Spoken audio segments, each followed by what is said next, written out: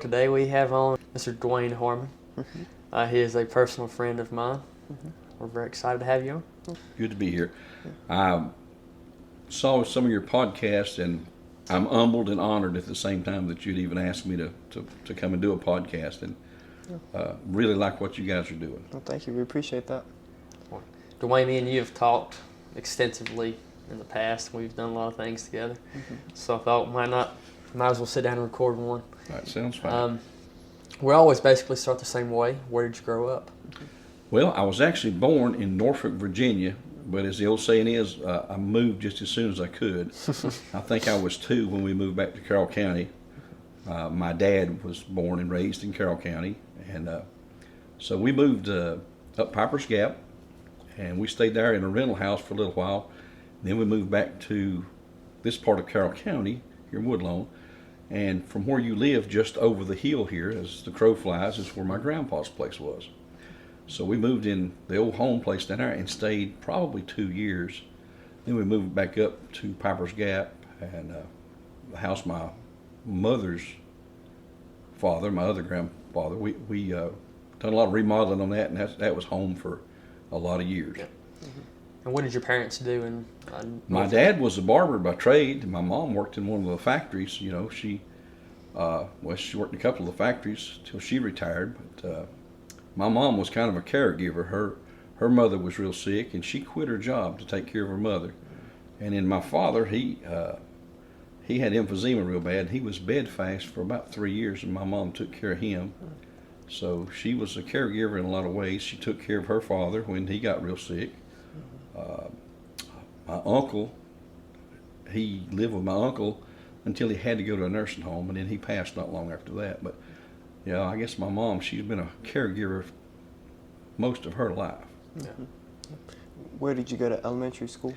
Went to Oakland Elementary, and it was kind of crazy when I went to Oakland. It was not long before that they had shut down Cold Creek School, but I didn't get a chance to go to Cold Creek.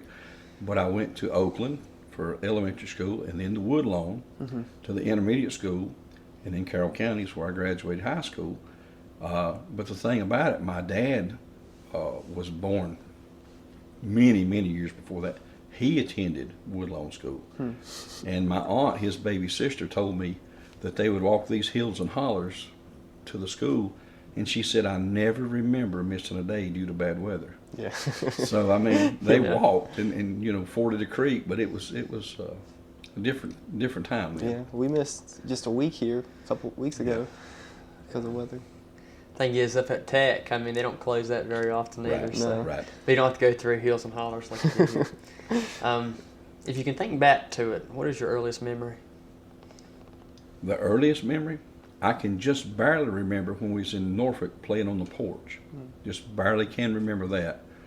And then when we moved here, I don't remember the first house we rented, but when we moved, what we call down across the creek, just behind where you live, I can remember that pretty vividly. We stayed outside, played outside.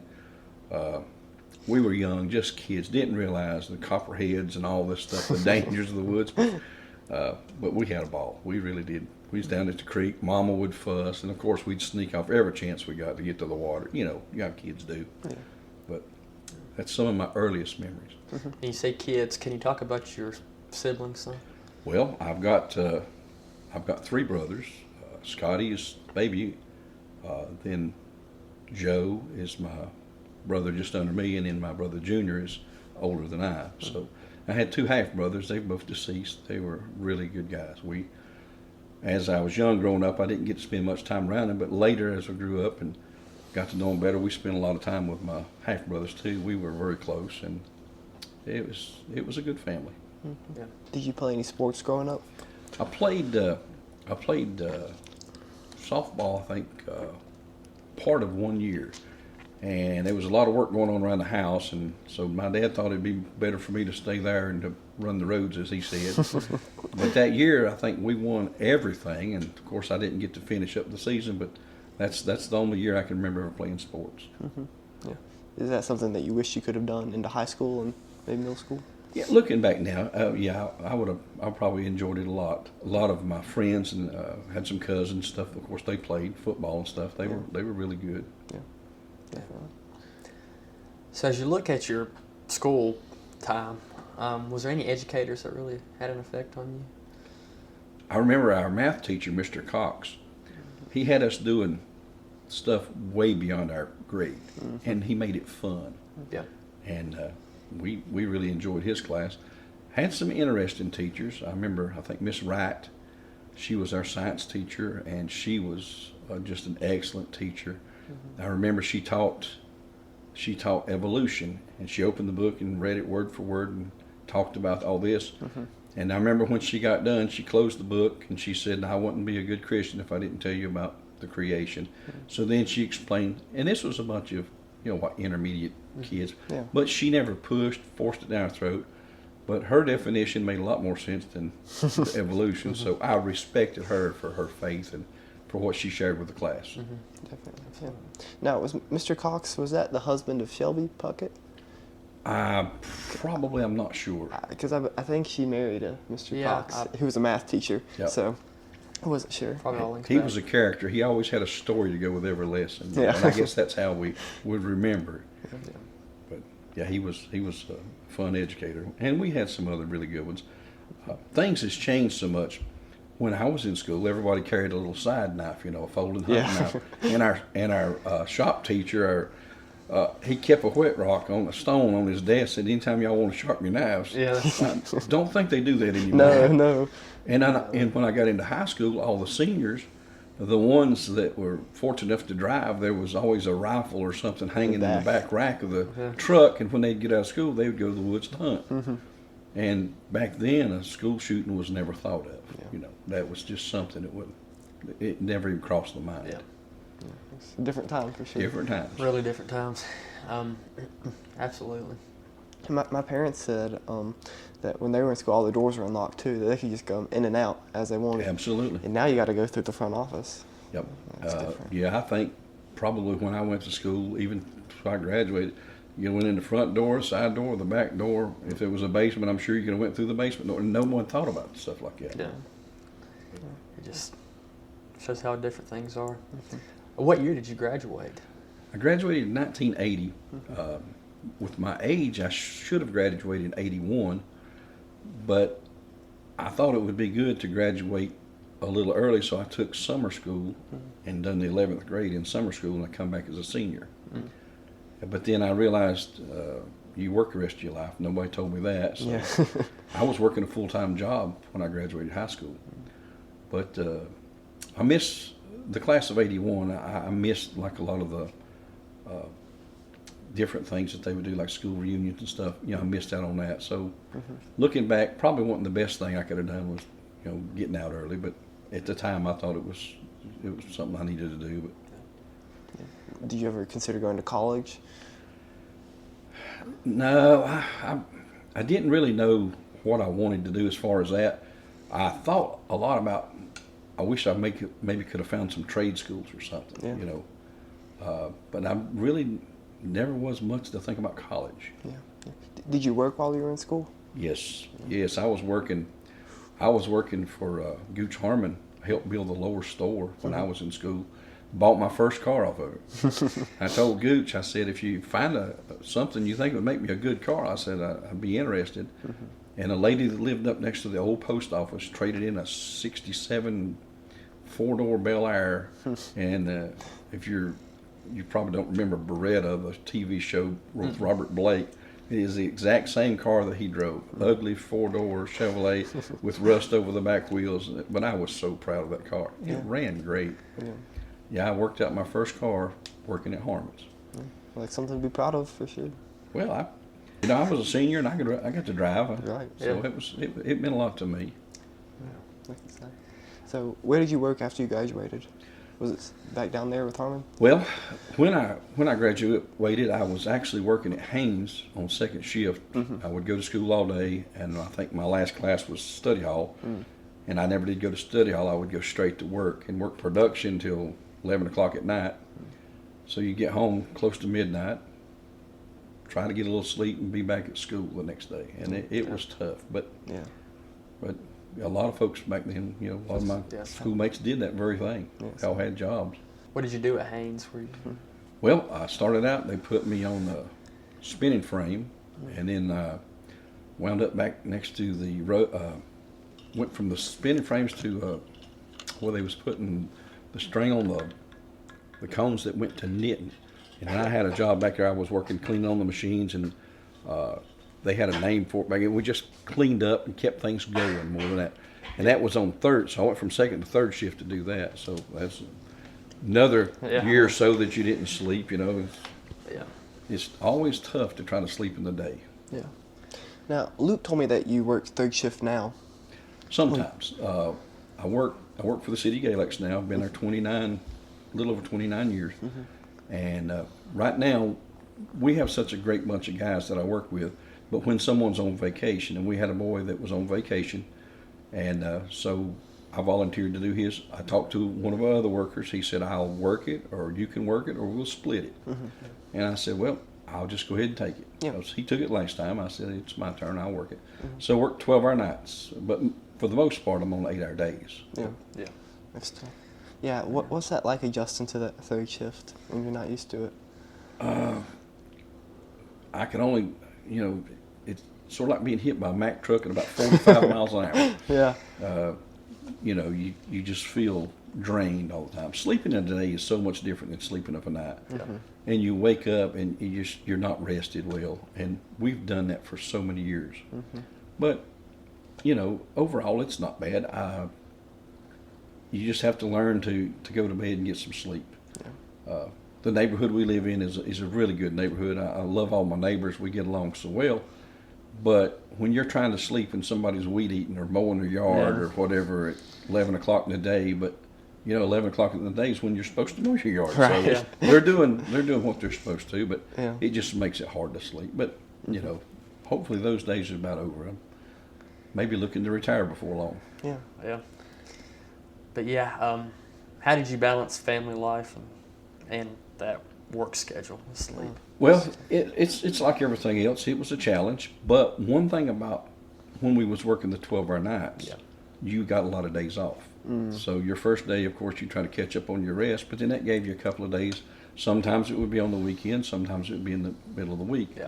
Our short week was like Wednesday, Thursday. Our long week was Monday, Tuesday, Friday, Saturday, Sunday. So you'd have those days on, then you'd have those days off. So it kind of balanced out. And we got to spend a lot of time with the family that way. That makes it easier. So you worked at Haynes after graduation. Where did you work between Haynes and where you work now for the city? Well, after I left Haynes, there was a man I knew who lived in Freeze, Virginia at the time. He was one of the bosses at High Point at a place called Hatteras Yacht. They made the motor yachts, and he asked me, did I want a job? So I decided, So I went and tried out and got on, and it was a second shift job. You didn't get off till 11 o'clock at night, but I learned a lot. It was, I worked in what they call mold maintenance, and it was the first part of production for making of the motor yachts. And Hatteras made I think the most expensive thing that left there at the time was over $1 million. Wow. That's a pretty expensive boat. Yeah. They made some a lot cheaper, but the higher ends, they were like floating mansions. And we made a lot of yachts. I worked down there for probably a year and a half. And to be honest, I was missing home and people, so I came back to this area. And they closed down Hatteras in High Point and moved everything down to the coast at New Bern. I never did get to go tour the New Bern plant, but when they closed it down there, everything went to New Bern. But it was an education. Yeah. Were you married at that point? No. I didn't get married till I was 34. I'll pick and joke and said, well, when I get on Social Security, I'll have a steady income and I can get married. But I was 34 when I got married. And actually, yesterday was our anniversary. We've been married 28 years. Wow. Congratulations. Appreciate it. That's exciting. So how did y'all meet? A friend of mine was a pastor down in Bassett, Virginia, and he said they had a district meeting or whatever, and said this lady came out with a church choir and said she helped, said, you want to meet her? So I found out her address, and I just found out where she went to church, and one Wednesday I showed up. And I think I surprised her to death. Now, was Pam from around here? She's from Rocky Mount, Ferrum, Virginia, Rocky Mount area. Okay, yeah. That's a different area, but it's somewhat similar. It to is. Carroll. It is.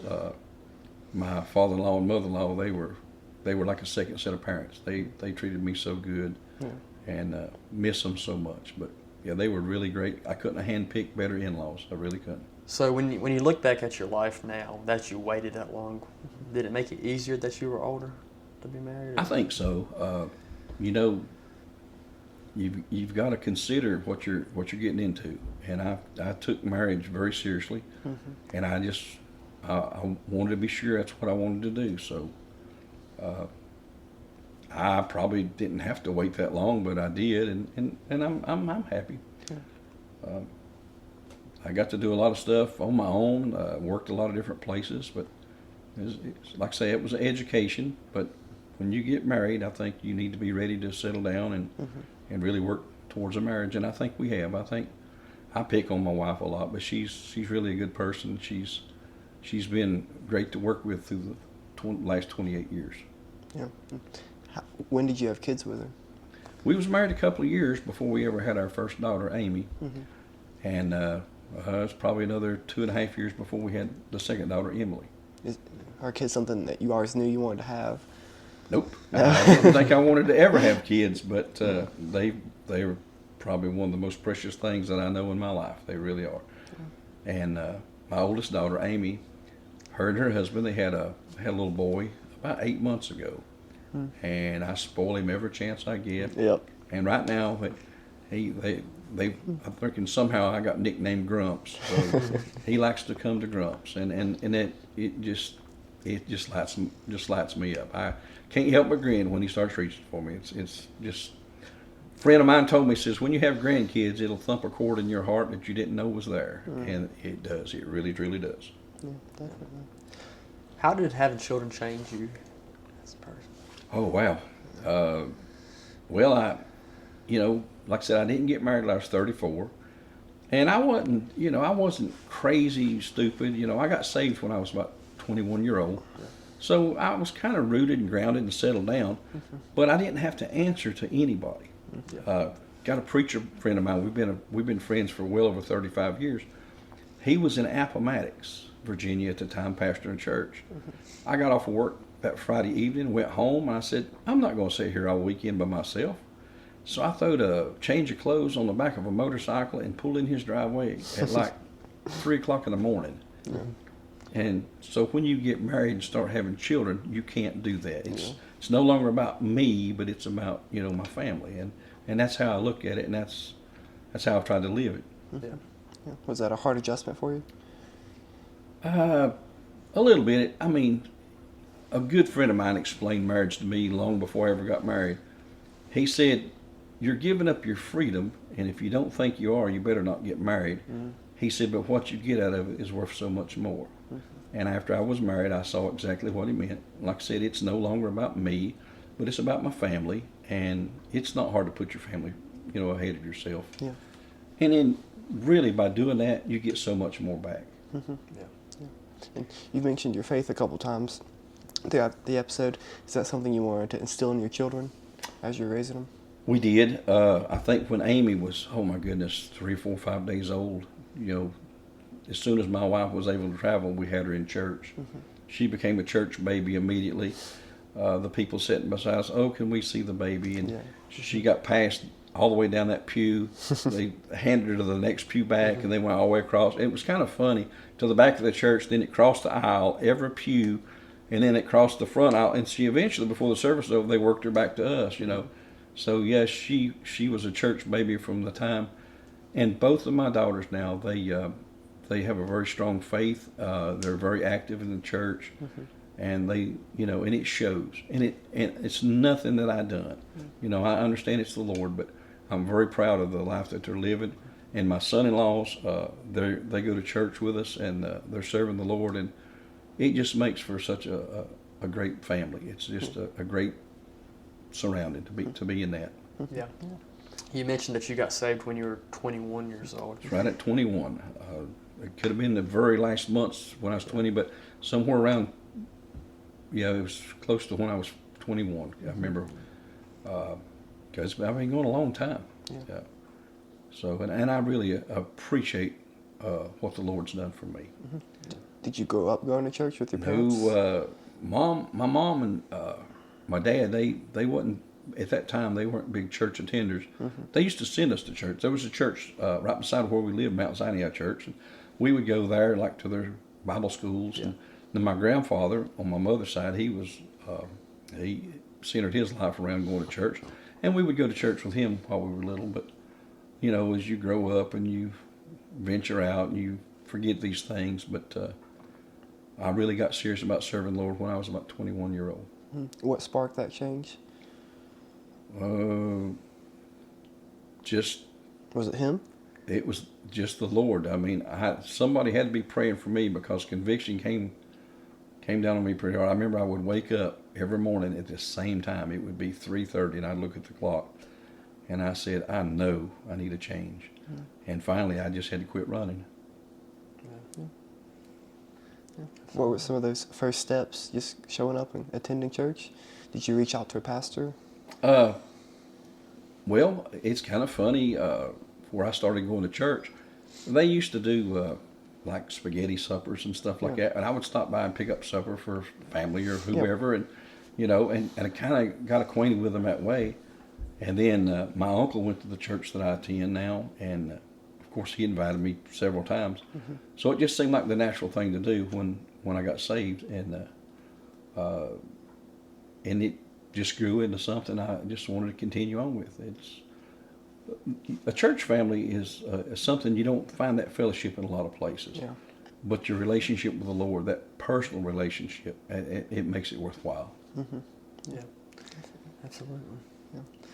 So we know now that you sing and do music. Not very well. But my uncle played a piano, and he was basically self-taught. He showed me a few chords when I was, 12, 13-year-old. Mm-hmm. And I can't even remember where it came from, but we somehow ended up with an old piano down in the basement. And I would sit and beat on that thing. And my older brother played, and he could play, I thought, pretty well. Yeah. He never did continue in it, but he was, I thought, really well. And I would just beat and play, and, some people, like my uncle, would show me some chords. But when I first got saved, I remember I sat down and I say the Lord gave it to me. It just came so easy. But I wrote a song, and then they asked me to sing it in church, and then that started something, that I still do from time to time. Yeah. You went to Haiti Yes. on a missions trip and wrote a song about that. Can you talk about that trip? What inspired you to write that song? Well, it was, I tell people that was the best, worst trip of my life. When we went there, it opened our eyes to how a lot of the other parts of the world live. Yeah. And the poverty was just unimaginable.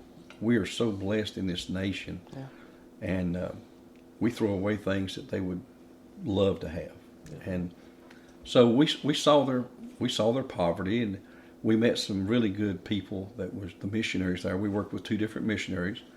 We worked a half a week in Ghana Eves and a half a week in Port-au-Prince, which is the capital city.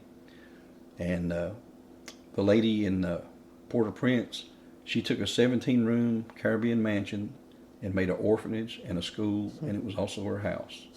And her name was Sherry Fossey, and she's still there today. And this lady has given so much of her life to the people of Haiti and the orphans and stuff. And but my wife actually went with me, and she worked with different orphanages and things while we were there, and just the things that we saw. There was a lady tried to give my wife a baby while we were there. And, you think, how bad has it got to be for someone to try to give you a child? But the missionary explained to us they knew if you could take the baby, that it would be fed and cared for. Yeah. So that's how serious the poverty was. But when we got back home, it took a long time to try to process all this. Yeah. And I was actually down in my basement at the house. There was an old piano there at the time, and I just sat down and the words just came, and we wrote a song about that. And we actually went to several churches and showed our little presentation, and we probably raised money for Haiti for more than a couple of years. Oh. So the Lord really blessed that end of it. And once in a while, we still see the missionaries that we worked with. Now, was that trip before or after the earthquake? It was before, and you brought that up. We went to work in Haiti. It was around June or July. And when we got off the plane, it was like 104 degrees. And my wife said, "What have you got us into?" And then she said, and as the plane was descending, she said, "What is that smell?" And the lady that got the team up, she said, "That's the country." And so it was eye-opening all the way around. But we worked, and we came back. And a second trip went to Haiti, and several people from our church went on the second trip. I didn't go the second trip, but a lot of them did. And it was just a short period of time before the earthquake. The 17-room Caribbean mansion I told you we worked in, we done a lot of work. The ladies helped paint the inside. The men worked on the outside. And it's no longer even there. It's all gone. Wow. But as the Lord was working, Sherry Fossey had purchased a piece of property just up the road from that, just within walking distance. They were building a place there. And it was, when the earthquake come and the Caribbean mansion fell, they were able to move in up the street, and so the work just went on. How did you meet Miss Foster? Sherry Fossey, she was just one of the missionaries we went with. The lady that got the trip up, I guess, had been there before and knew her, and we just met through the missionary that we worked with. And I know there are some people within the country who go on like full-time missions for an extended period of time, for a year or two, maybe even 3 or 4. Is that something you've ever considered doing? After retirement? That's a great work. And actually, I talked to my brother-in-law this weekend, and one of the guys that he works with, it's God's Pit Crew. And I asked him, actually yesterday, I said, "Do y'all still have volunteers, after they retire?" And he said, "We'd love to have you." So it's something I've considered doing. But as far as on the mission field, I'm not against it. It's just never been a calling to me that something the Lord's thumped my heart about. But it's a great work, and my hat's off to anybody that can do it. Yeah, Definitely. Dwayne, I grew up fishing, different stuff. And I fished with you some. Oh, me. And went hunting. Did you always grow up fishing and hunting? My dad, he hunted a lot when I was a young child. I didn't get to hunt with my dad much, but it was something that was always present and around us. And the man that used to live up behind us, he had coon hounds, and he would take us when I was 10, 11, 12-year-old. And I look back now, and they got such a kick. He would hand me the leads for 2 of the big coon hounds, and they would drag me through the woods, or he'd say, "Don't turn them loose, we got to load them in the truck." And they would get a kick out of that. But I guess I've always been around hunting and fishing. Enjoyed it when I was young. Still love to hunt. As you know, you and I got to hunt a little bit. Yeah. I was fortunate enough to be with Luke, I guess, when you killed your first deer. My first deer. And I know a lot of people, maybe they don't like hunting or whatever, but especially in this part of the country, it's been a way of life for years and years. And back, I guess when my dad was a little boy, they helped sustain them. But I remember when Luke shot his first deer, it melted. It never moved. It never twitched. It never kicked. I said, "Wow, what a shot!" So it was very humane. And from what I heard, it was very tasty. It was. It was good. It was good. Yeah, I remember that well.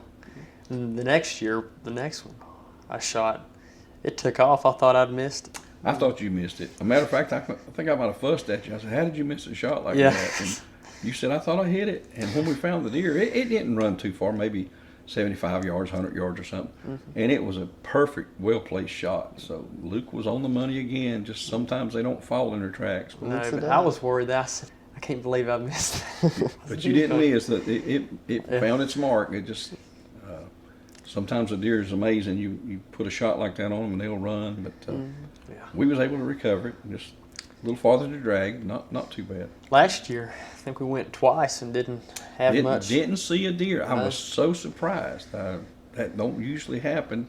Usually, I know the deer crossed through there, and Yeah. I thought, well, we'll see something, but we didn't. So I still had a good time, but I was surprised by that because, I mean, driving through the neighborhood at See 'em night, everywhere. I could hit oh yeah, 25 of them. yeah, it's yeah, where we live, there's several that I think they've made our subdivision home. Yeah. Yeah.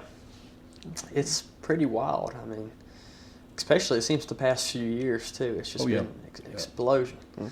So I don't really know. Do you have any clue about what they should do about that or increase the... Well, they've lengthened the season and stuff. I just don't think there's as many people at hunts as there used to be. Yeah. So Yeah, it's a lot of work. You get Yeah, prepared and go out. yeah, was like everybody told me, when you pull the trigger, the fun's over. Yeah. And it's work. But no, there's a lot of deer in this area, and I don't know. I don't have an answer for the population control. Yeah. Luke's also told me that you two have went fishing, Oh, overnight fishing a Oh. couple times. I've had a lot of fun. Freddie, my preacher buddy that Luke knows, we went fishing down at Bugs Island several times. And from my house, it's about 3 hours to Bugs Island. Yep. But from Freddie's house, it's a little over an hour to his house, so it's about 2 hours from there. So we would go down and get with Freddie and leave his house. There's an older gentleman I fished with down at Bugs Island, and he started this thing. He took some jugs one night, and it was oil jugs of all things, Yeah. like Pennzoil jugs. They were bright yellow, and we threw them out and baited them up, and I couldn't believe it. We started catching fish. I said, wow, there's something going on here. I said, I like this. So me and Freddie, we worked on it, honed our skills a little bit, figured out kind of what works, and then we invited Luke down, and it was, within 30 minutes, Luke was hollering fish on, and I think it's been ruined ever since then. Yeah. We have actually had a lot of fun. It's just, I mean, it's just a blast. And when you see 2 or 3 shoot off at the same time and with that reflective tape, Yep. it's just super fun. Yeah, we usually fish of a night, and it's a lot of fun. And the water's not crowded much of a night where we fish, and it's staying awake is the challenge. But if the fish are biting, the night goes by pretty fast. Yeah. I think one year Luke told me that he went, it's like first week of school, y'all drove down 3 hours and then stayed up all night doing it and drove back, and he came to school the next day. He Yeah. was just dead. Yeah, that was, because remember you called and you said you want to go fishing. I thought you meant this weekend. You said this afternoon. I said, all right. So we went and went to school, but that was a fun trip. I think that's the night. Like, was it one of the nights it was super cold? We went had down. to- We went down one night, and it turned off really cold. And Luke didn't bring a lot of. He brought a little thin jacket, and in my truck I had a 2X hoodie, and I said, "You want to wear that?" And I'm fine. I said, "Luke, just put it on." So it swallowed him, but he never complained. I will say this: Luke never one time fussed. I knew he was cold. It finally got so cold. Freddie told us, said, "Boys, I'm going to the truck, and when it gets daylight, I'm going home." Well, we went to the truck, and it didn't get any colder. Of course, it didn't get any warmer. But at daylight, I talked to Freddie, and I said, "Well, while we're already here, let's try it one more time." Yeah. And we caught fish at daylight. We absolutely wore them out. It turned out to be a great trip. Yeah, that seems to be right when they hit about 6 o'clock. Well, I'd say between 5 and 6. 5 and 6. Usually they'll bite. Yeah, it seems like they really start kicking Start in. waking up. Yeah, but I remember it was cold that night, and we sat in the truck. I was back there eating. He fixed that beef jerky. Maybe you fixed it. It was the dill pickle jerky. I think so. Ideal. I couldn't hardly sleep because I was kind of pent up back there, but that was a fun night. Speaking of Freddie, how did you meet Freddie? Well, Freddie and I, we've been friends now for, great day, way over 35 years. When I first got saved, a friend of mine, I was at his house, and I had been running for the longest time.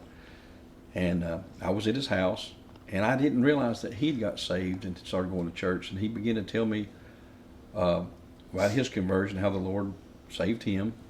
And that was just what I needed to hear. And he asked me, he said, "Aren't you tired of running?" And I was so tired of running from the Lord. So I got saved at his house. A friend of mine lived at Freeze. And not long after that, in our church, we had what's called a district revival. We would be in a different church in our district, 4 or 5 nights. And I think the second or third night of the revival, we were at Freeze, and there was Freddie, bigger than life. He was singing in the youth choir or something, and he was the loudest one on stage, So after church, I got to talk to him and whatever, and he asked me, and I told him I just got saved. And he gave me his phone number. He said, listen, if you need a friend to talk to, holler at me. He hadn't been married too long, probably less than 2 years. And his son was just like 3 months old. And for him to reach out like that, and it wasn't long, I called him up and we got together. We used to fish some together. And then he still jokes about it. He said, you ended up eating supper at my house more than your house. And I did. We spent a lot of time together. And then he got moved to Appomattox to pastor. And it was like losing a brother, a fleshly brother. And then he got moved to a place called Callahan. And then they moved him to Covington, Virginia. So that was 3 churches that he pastored. And I would go to visit him at every one. We'd spend time together. Then he got moved to Bassett, Virginia, which is a little over an hour away. So we've made up for a lot of lost time. And it's been good. It's been really good. Good. Yeah. So where do you currently go to church? I don't think you've said the name Well, yet. Galax Church of God of Prophecy has been my home church for 41 years. We actually sold the property, and we bought a piece of property on Glendale. The grading's done, and the building's there waiting to be erected. So hopefully soon and very soon we'll have the building under roof. I'm gonna have to ask this because I've been told to. The Harmon curse. Can The you Harmon talk a little Luck. about The how Harmon that Luck. happens? And Well, to be honest, luck is, I don't put a lot of confidence in luck. I had a friend of mine said, well, if I believed in luck, I'd say, well, today if I die, maybe I'll be lucky enough to get to heaven. So I don't believe in luck like that. But the Harmon Luck, it's been talked about by several of my brothers, and it seems just things happen that don't never happen that seem like anybody else. But one of my older half brothers, he said, the Harmon Luck, he said but it's just been something we pick at each other on for years. I remember I took a couple of my aunts. They were visiting. Went out to visit some of the family up here, and my one aunt lived in Collinsville. We took her home, and it was absolutely pouring the rain. Well, I got home with my other aunt, and you got to realize they were up probably close in their 80s or more. Pouring rain. I got my other aunt home. She lived over here off of 58. And then my wife and I, we drove home, and just as I pulled into my driveway, the transmission fell out of the van. So I have a newborn, a wife, it's pouring down the rain, and a baby in there. But I'm just glad it happened when it did, instead of when I had my 2 aunts with me. But things like that, we call it the Harmon Luck. You got to factor it in. Yeah. Now, when Luke first messaged me and told me that we were going to interview you, I asked him if you were related to Mark Harmon, the teacher down at the high school. I'm sure we are. I can't tell you how. I think you meant the actor Mark Harmon, but I hope we are. But I'm sure we probably can. That's kind of unique name in this area, so I'm sure we are. Yeah. Looking at the things that you've been through in your life, it's hard not to talk about your green bean experience. Oh yeah, Del Monte, they about done me in. I say Del Monte. I don't know what brand it was, but we did. I can't tell you exactly how it all happened. I just know that at some point I ate green beans. Probably while we were at work, we were really busy, and probably during one of our 10-minute lunches where you basically swallow it and go on. Yeah. But it had a stem, and this stem was inch or more long, and I don't even know how I swallowed it, but never even thought about it. But sometime later, it perforated my bowel. I went to the hospital, and they had to do surgery, and I woke up a couple of days later on a ventilator. But I still eat green beans. So when you swallowed the green bean, did you get sick of it No. that night or that next morning? No, I can't tell you how long it was. It could have been weeks or months, or I don't know. But no, I was fine. I felt as good as I ever did. But I woke up at 4 in the morning, and it's like I was hurting so bad. I sat up, had a house full of company. My aunt was up here from Norfolk, her son, my mom was at the house. I mean, we had a house full. I sat on the bed from 4 o'clock till a little after 7, And my aunt, I heard them get up and start stirring around, so I got up and I made them coffee and fixed them a light breakfast. They had to have something to take their medicine with. They loved to go down below the mountain to the fruit stand, and they had a carload of stuff we'd put in the basement, so I carried all that stuff up and put it in the car for them. And they left about 9 o'clock, and by then I couldn't hardly walk. So that evening, when my wife got in from church, they took me to the hospital, and I stayed there several days. Wasn't the doctor pretty tired when he came in? Didn't he do another surgery before Dr. Perry, yes, he'd been in surgery basically all day long, and that's why they didn't get me till like 10 o'clock that night. I laid in the ER for several hours, and he came in and he mashed on my stomach, and I about rolled off the bed, and he said, well, we're going to have to open you up. And by then I'd already had 2 other surgeries like that, so I said, again? He said, oh yeah, again. So we went off to surgery for the 3rd time. But when I woke up, I was on a ventilator and didn't care much for that. No. Yeah.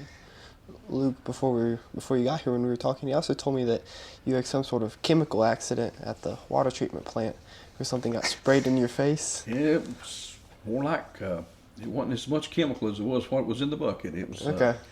There was I was working on a water line, and I didn't want to get water everywhere, so I got a bucket out of the back of the truck that we clean the bar screens with, and when that water pressure hit it, it splashed in my face, and yeah, I got an infection. Round of antibiotics took care of that, but it made me a little sick for a while. Yeah. Okay. Wasn't really sure on the specifics, so I wanted to ask. Yeah, I mean, I heard about it. When was that? Was that a few months ago? I think I was at Tech. I don't know. I was thinking, time gets away. I was thinking maybe a year ago. It might not have been that long. I can't read. Things get jumbled up. We called it the Harmon Luck. I mean, But how did you react to that? Were you shocked by it? That happened before? I mean, was that which one? the spray? Oh, have you witnessed that before? Or? No, we don't work in the cleanest environment, and we take a lot of precautions, and we use a lot of safety, But this was something that hadn't never happened. But hopefully something won't happen again. I had gloves on. I just wasn't ready for the force that come in the bucket. Yeah. And safety glasses. But that wasn't it. It wasn't that. It was the spray. It hit me just right. Luckily, it hit me in the face. What's your day-to-day tasks look like at the treatment plant? What all do you do? Well, it can vary. That's the thing about where I work, and that's what makes it non-boring. We can be doing maintenance on a particular piece of equipment. We can be working in the lab, which I help sometimes do that. Sometimes in the summertime, we spend maybe half a day mowing or weed eating. A lot of times we have to go down to the water plant and help them. So it varies from day to day, and it's kept things fun. You're not doing the same thing over and over. So I enjoy doing different stuff. I think there was one more story I was going to ask you about. You did impale yourself with a homemade knife. Oh yeah, that was when I was practicing to be a surgeon. I think that didn't work out real well. If you asked me about college, I knew immediately I wasn't a surgeon. No, a good friend of mine was making hunting knives, and he was using deer antlers and bone to make the handles. And I was so impressed, and I asked him, would he help me? And he did. He showed me what he was doing, and then when I started working, grinding on mine, he showed me what I was doing right, what I was doing wrong, and it really turned out nice. For my first knife, my first effort, it turned out really well. His son parked a go-kart at the corner of the house that I didn't know about, and when I left, it was 9:30, 10 o'clock at night. And the guy had actually went upstairs, and I was polishing out the handles, making it shine, look good. He said, stay all night, lock up when you leave, I have to work in the morning. So probably 9:30, I was finished, and I was going home, shut his basement door, come out from under the deck, walk to the corner of the house. I didn't have a flashlight or anything, and I had the knife in my left hand with the blade down, carrying it safe. Tripped over whatever go-kart, and when I landed, somehow I hit my right shoulder, and I thought I'd broke my shoulder, and it hurt so bad. But when I sat up, I had this terrible pain in my stomach, and when I reached down, I found the handle of the knife. I said, this is not good. That was my first trip to the hospital. I joke about it. I said, I still got the knife. It's really a good hunting knife. I said, I've got about $90,000 in it now, but I'd take half that for it today. Wouldn't they not take you back for surgery for a while? Oh yeah, they thought that someone had stabbed me. So they had. And I'm laying in there in the ER, you know, and everybody that come in asked me what happened, and I told them, I said, I tripped over a go-kart and landed on this knife. So they would send somebody else in, and I told everybody. And then finally, the little secretary lady come in. She says, "Can you tell me exactly what?" I said, "Is everybody deaf? I tripped over a little go-kart and landed on this knife." And finally, a lady that I went to church with was on the surgical team that they called in, and she came in, and I knew her, and she called me by name, and I called her by name. She said, "What in the world?" I said, "I've told everybody I tripped over a go-kart and landed on a knife," and she left. Well, when she came back, the whole surgical team come and they took me on to surgery. I said, "Wow." And she told me later, she said, "No one believed that story. They just, you know, well, that's the Harmon Luck. You got to factor that in. Yeah, it's just what happens, you know. Who else but me would trip over a golf cart or a go-kart and land on a knife?" But that's how it happened. And they want to make sure. They wanted to make sure that somebody hadn't stabbed me or something like that. But no, it was. Yeah, it was. Even if they had stabbed you, why not just take you into surgery immediately? You know. Well, I guess they wanted to make sure I was going to make it, or while I was still conscious. Yeah. But no, it wasn't. It wasn't anybody. It was just a bad turn of events. Harmon Luck. Harmon Luck. I remember you talking about when you saw the green bean, and the doctor. Didn't you ask him if he could come back the next day and do the surgery? Yeah, he was so tired, and I told him, I said, "Doc," I said, "you look extremely tired." He said, "I am exhausted." I said, "Well, you want to do this tomorrow?" And he had words of comfort. He said, "You're not going to live that long." I said, Okay. So, I woke up on a ventilator, so he must have knew what he was talking about. Yeah. I was sick. I'm not going to kid you. It was terrible. What year was that? I remember when it happened. Oh, great day. I don't remember remember. people talking about it, Becky and them. I don't know. The years get by, Luke. I've had the green bean, and I had that was the third surgery. Then I had to have another surgery after that, where I had so many hernias. So I guess it's been 6-7 years ago, maybe. That surgery went awry too, didn't it? Which one? The one where you thought it was just going to be routine, and ended up being Oh, that was my gallbladder when it went out. Yeah, that was the second. That was the second round. Yeah, I had fell on the knife. I had a lot of scar tissue, and different surgeon came in. He said, "Oh, you've got a lot of scar tissue," and I told him the story of the knife. He said, "Well," he said, we'll do laparoscopic surgery. You'll be back to work in 3 days." When I woke up, I couldn't sit up or roll over. I said, "This is really familiar." So then he came in and talked to me. He said, "Your surgery went horrible wrong." He said, "I was forcing my instruments." He said, "Trying to get through that scar tissue, and when he shoved through it, he found my aorta." So, yeah, it's never good when you shove an instrument through an aorta. So they had to open me up and patch that. Yeah. Hopefully the patch holds. So far it has. Well, I met you through my aunt and uncle, Becky and Ricky. Yes. How did you meet them? Your stories with them, with my uncle Ricky too. Do you have any stories with him or? Oh, Ricky was one of a kind. He was a great guy. Becky, your aunt, grew up at Cold Creek. Yeah. And from where we live was, a mile over the hill or something. And I guess she probably rode the same bus we did, so I knew who she was. And then we used to go over and play ball at Cold Creek. And then later on, they had like I think the church or something there had like the youth there. So been there for stuff like that. And then, I didn't know Ricky. He was a little bit older than I was, not much. But then when they got married, of course I knew him then. And then when I got saved and started going to church, they went to the same church. So it just, just a continuing friendship and fellowship. And we were friends for many years. Ricky was such a great guy. Yeah, absolutely. Well, they wanted me to ask you a few questions about different stuff. Oh, my goodness. You clip hair. Sometimes. I've heard. I have before. Can you talk about that? I know your dad clipped hair. My dad was a barber for, I think, 37 years. So he always told us that anybody can cut hair. Said clippers don't have eyes. Just okay. So yeah, I've helped. There was more out of necessity than anything else. There was a dear friend of mine. He was an older gentleman. He had a major stroke and he couldn't get out of the house much. So I used to go cut his hair.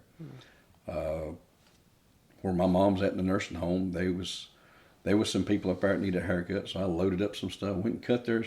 Which I'm not a professional, so I don't charge nothing. But but I tell them there's only 2 weeks difference between a good haircut and a bad one. Sometimes that's not right either. But no, whatever, if someone needs something like that, I try to help. Yeah. Can you talk about the importance of helping people throughout life? Well, being there. Yeah, I found out a long time ago. I asked somebody for something, and they said yes, but they waited, and when they decided, to help, I already fixed it, whatever it was. I said, but I learned a valuable lesson that day. If someone asks me for help, Luke, if you ask me for something, I figure you need it right now. So if I'm going to help, that's the time to do it. And yeah, I really, really think that that's as much a calling as anything. If we can't help one another, especially in the day that we live, things, the price of everything's went up astronomically. So having a good bunch of friends that you can lean on and help each other. Like I say, the guys that I work with, just a super bunch of guys. One of the guys I work with was putting a roof on his house. I went and helped him. Then I needed a roof on my house, so they come and help me. One of the other guys I work with, he helped on both too. So when he needed a roof, we went over. So, we all three ended up getting roofs out of the deal, but we all three, helped one another. And that, we probably at the time couldn't afford that much, so it worked out good. So yeah, I think a sense of community, a sense of neighbors, sense of helping, I think it's so important. Yeah. That kind of leads me to my next question about friendship. Can you talk about how the importance of friendship and having those people in your life? Well, you know what the definition of a true friend is, right? What is it? Somebody that knows all about you and still likes you. Seriously, I mean, I have a lot of acquaintances, and I have some very close friends. I had a friend of mine. He says, I don't have many friends. He said, I know a lot of folks, but I have very few friends. And he's helped me many times, and I've helped him many times. But I think we need to show ourselves friendly to people, all people. But we can grow really close to people, and that's the people we depend on and lean on. We're going to have dark days. We're going to have tough times. Everybody is. But if you've got somebody that understands that and helps you, I mean that's worth more than gold. And part of the reason we started the podcast was it to be an archive, a resource for the future generations. If your kids, your grandkids are listening to this in 50 years after you're gone, what would you want to tell them? Well, I would probably tell them that above all things, put God first and have a relationship with the Lord, and your faith will get you through a lot of things. Of course, friendship, build strong relations. Choose your friends wisely. That's the people that's going to be there for you when you really need them. Work ethics, have a good, strong work ethic, and don't try to have everything all at one time. Set goals and work toward them. Yeah. Who's been your best friend in life so far? Well, if I said anybody besides Freddie, he would fuss at me. But I guess Freddie's been one of the closest friends. And like I said, I've had some really, really dear friends. My cousin that lived in Norfolk, he was more like a brother than a cousin. And when we would get together, we'd just have such a good time. But Freddie's been a friend to me. He was my best man at my wedding, so I guess I would have to say Freddie. As we're wrapping up here, we do have a couple questions that we like to ask every guest. Yeah. What advice do you have for young people just making their way in the world? Well, like I said a while ago, things has changed so much from when I was a teenager. I remember the first house my wife and I bought was $23,300. Yeah, it's a car now. It's changed a little bit. Yeah, it's a car now. Yeah, and not a new car. No. I would say make a plan. Choose your friends wisely. My wife and I have been married 28 years. If you're just starting out, unless you have a rich family relative or something, you're not going to have what my wife and I has accumulated in 28 years in your first year or second year starting out. So set goals and work toward them. And if you're by yourself, if you're a single person, ask yourself, is this something I really need or is this something I really want? Because sometimes our wants will get us in trouble. And, your needs, they'll be met. So just have a plan and stick with it. And maybe I would say don't make the mistakes I made. Young and kind of stupid growing up. I wish I'd have got saved a lot sooner. I would have avoided a lot of headaches and heartaches. But for young people, look to the Lord, develop a strong faith and relationship with the Lord, and just make a plan. I have a follow-up question. It's a bit different from my usual. But if someone's listening to this and they're not a Christian, but they're inspired by your word, your message, where would you recommend that they start in their journey of faith? Well, someone that is rock solid in faith. There's always, we have people that we look to in churches or in life or whatever. When I first started going to church, I looked at the strongest members of the church, and I got a lot of wisdom from them, a lot of knowledge from them, just things that I needed to do. So find someone that's sincere in their faith, and let that be your hero. Well, this is our last question, and we always ask this. Yes, you do. But we get some pretty unique answers to it. And it's, what is the meaning of life to you personally? I knew you was going to ask that. I thought, what is the meaning of life? Well, I like to oversimplify things because it helps me to understand them. And I would say, what is life? Life is a gift. We think we do these great and wonderful things, but, we're allowed to do a lot of things. But life, if you look at it, is a gift. And what do you do with that gift? Do you cherish it, or do you live recklessly? But I think life being a gift, and we know that God is the giver of life. And so we should take that and do everything we can for Him. And I believe, if we were to leave this world today, this is not the end. This is simply the beginning. This is the getting ready place. So be ready to meet your Maker and serve Him while you can. And you guys are awesome. I love the things that you're doing with your podcast and some of the questions you're asking people and some of the answers you're getting. I've listened to some of your podcasts, and it's, you've had some really amazing guests, and then you ask them that question, and it humbles them. And it humbled me when I heard that. I said, wow. But, be ready to meet your Maker, I would say, would be the main thing. And, like we were talking, be a help to your neighbors. Be a help to your friends.